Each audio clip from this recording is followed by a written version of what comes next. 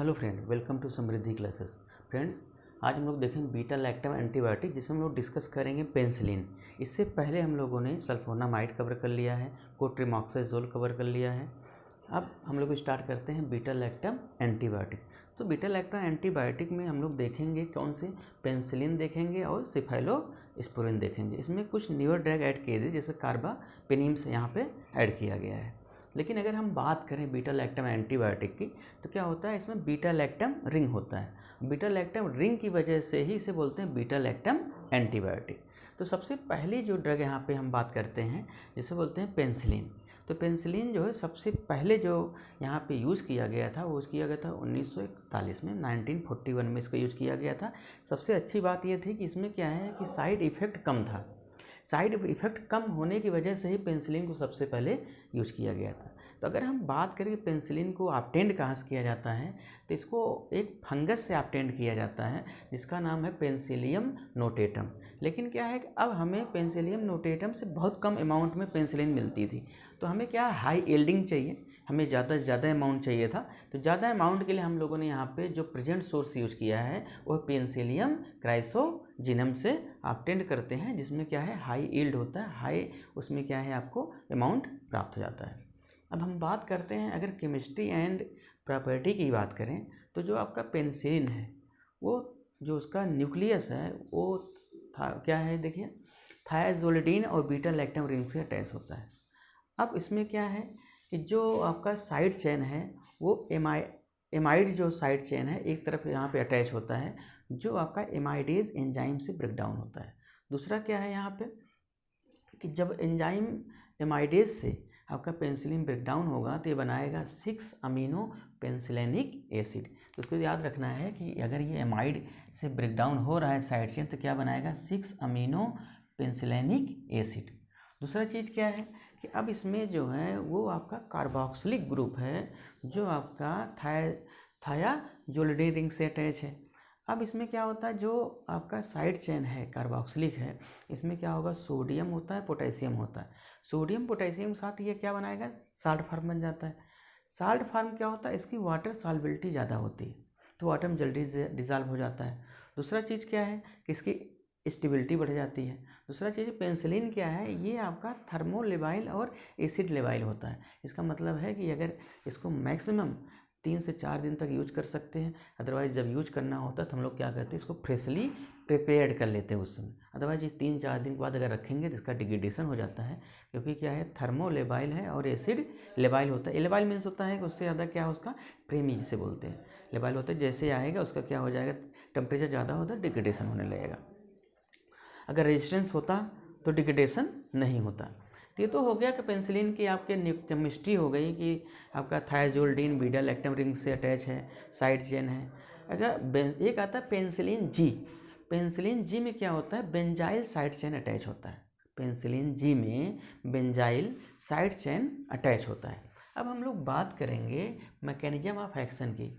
अगर हम बात करें मैकेनिज्म ऑफ एक्शन की बात करें, तो बीटा लैक्टम की जितनी भी एंटीबायोटिक्स हैं, ये क्या करती हैं कि बैक्टीरियल सेल वॉल सिंथेसिस को ब्लॉक करती हैं। इसका मतलब है कि हम बात करें पेनिसिलिन की, बीटा लैक्टम एंटीबायोटिक, चाहे पेनिसिलिन की बात करें, सिफाइलोस्पोरिन की बात करें, ये क्या करती हैं, बैक्टीरियल सेल वॉल सिंथेसिस को क्या करेंगी, इंटरप्ट करती हैं, इनहिबिट करती हैं। इसका मतलब है बैक्टीरिया का सेल वॉल का फॉर्मेशन नहीं होगा। अब सेल वॉल का फॉर्मेशन नहीं होगा तो बैक्टीरिया क्या हो जाएगी, स्वेल हो जाएगी, और जैसे स्वेल हो जाएगी, बस्ट हो जाएगी, तो वहाँ से सेल क्या हो जाएगी, लाइसिस हो जाएगी, सेल का टोटली डेड हो जाएगी। अब हम लोग मैकेनिज्म देखते हैं कि बीटा लैक्टम एंटीबायोटिक। अब बीटा लैक्टम एंटीबायोटिक क्या करता है कि पेनिसिलिन बाइंडिंग प्रोटीन से बाइंड करता है। पेनिसिलिन बाइंडिंग प्रोटीन से बाइंड करेगा।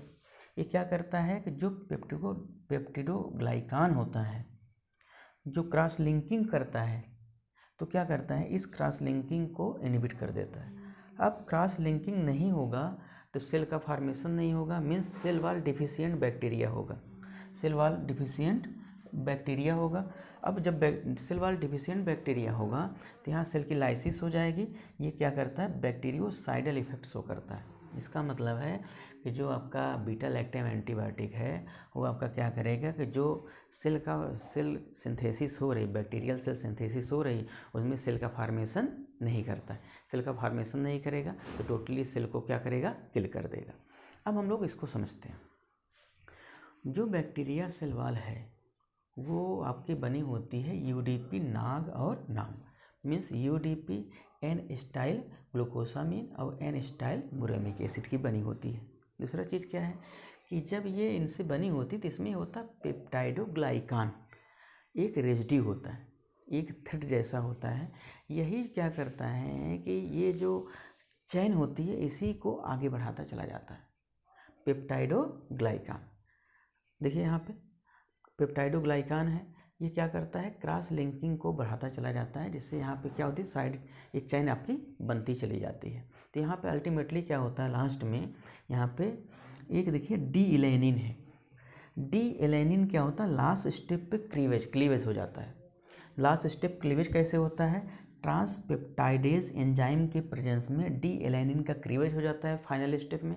जब फाइनल स्टेप में डी एलेनिन से क्लीवेज हो जाता है, यहाँ से स्प्लिट ऑफ हो जाता है, टूट जाता है, तो जो एनर्जी यहाँ से क्रिएट होती है वो क्या करती है, क्रॉस लिंकिंग में सपोर्ट कर देती है, क्रॉस लिंकिंग को स्ट्रेंथ दे देती है। जब क्रॉस लिंकिंग की स्ट्रेंथ दे देती है तो यहाँ पे एक complete cell bacterial cell wall की सिंथेसिस हो जाती है। तो हमने बताया कि अब हम क्या करते हैं कि जो ट्रांसपेप्टाइजेज एंजाइम है तो क्या करता है, बीटा लैक्टम रिंग, ये जो ट्रांसपेप्टाइडेज एंजाइम है इसको क्या करता है, इनहिबिट कर देता है। जब ट्रांसपेप्टाइडेज एंजाइम इनहिबिट हो जाता है तो डी एलेनिन फाइनल स्टेप में क्या होगा, यहाँ से स्प्लिट ऑफ नहीं होगा, यहाँ से टूटेगा नहीं।